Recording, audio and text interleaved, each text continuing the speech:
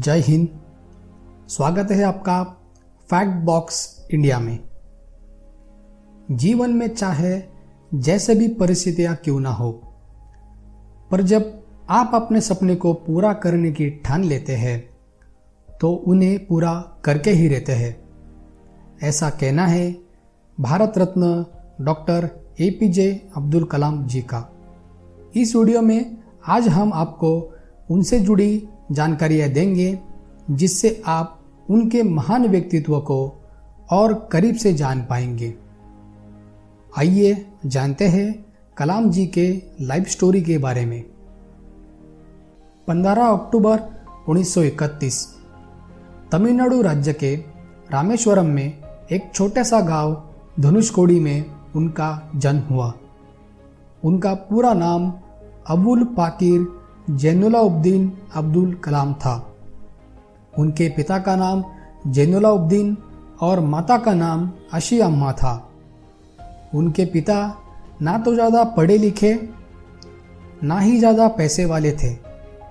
उनके पिता एक नाविक थे और वो यात्रियों को एक छोर से दूसरे छोर छोड़ने का काम करते थे। घर की आर्थिक स्थिति ठीक ना होने के कारण कलाम जी महज 5 साल की उम्र में ही अखबार बेचने का काम करते थे।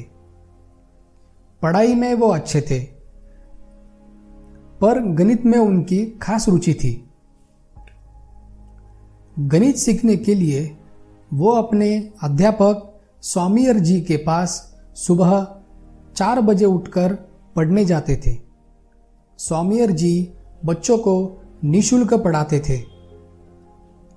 जब वे 5वीं कक्षा में थे तब उनके अध्यापक उन्हें चिड़िया कैसे उड़ती है इसके तरीके समझा रहे थे, पर बच्चों को वो अच्छी तरह से समझ नहीं आ रहा था।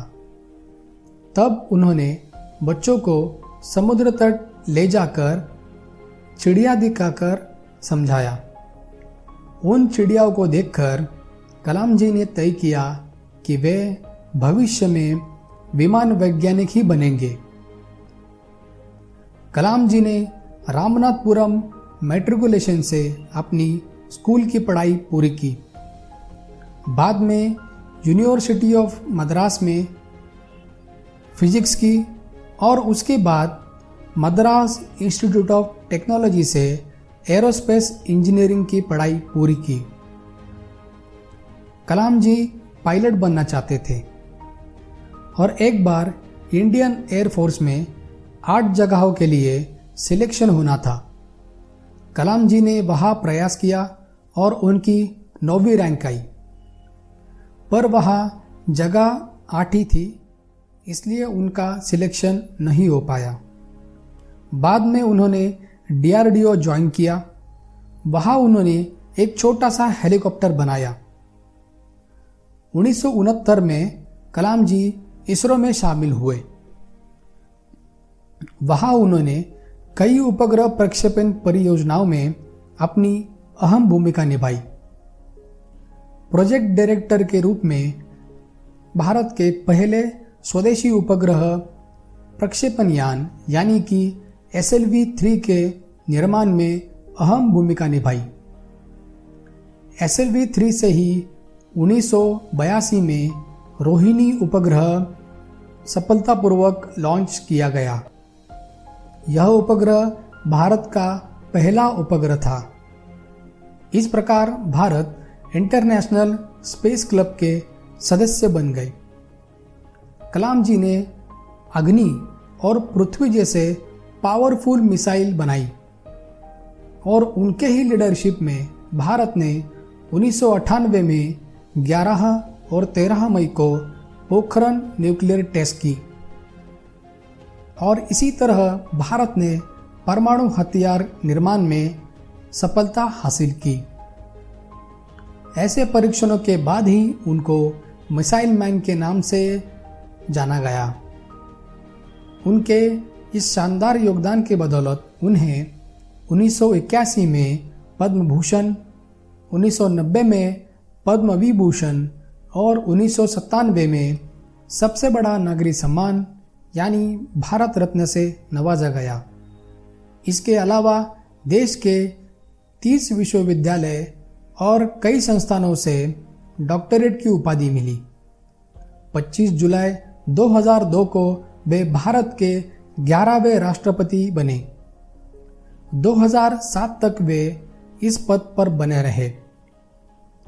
वो हमेशा सबकी मदद के लिए तत्पर थे। जब वे राष्ट्रपति पद पर थे उस समय वे अपनी पूरी सैलरी अपने बनाई हुई ट्रस्ट में डोनेट करते थे। ये ट्रस्ट लोगों के लिए काम करता था। कलाम जी को युवा और बच्चों से बेहद लगाव था। वे हमेशा युवा बच्चों को प्रेरित करते थे। अपने मृत्यु के पहले भी IIM शिलोंग में युवाओं को संबोधित कर रहे थे। वहाँ उन्हें दिल का दौरा पड़ने के कारण 27 जुलाई 2015 में उनका देहांत हुआ और देश ने एक महान व्यक्तित्व को खो दिया। उनके प्रेरणात्मक विचार आज भी युवाओं को प्रेरित करते हैं और हमेशा करेंगे। यह वीडियो आपको कैसा लगा हमें कमेंट बॉक्स में बताएं। लाइक ज़रूर करें, इससे हमें नई वीडियो बनाने के लिए मोटिवेशन मिलता है। और सब्सक्राइब करना न भूलें। मिलते हैं अगले वीडियो में।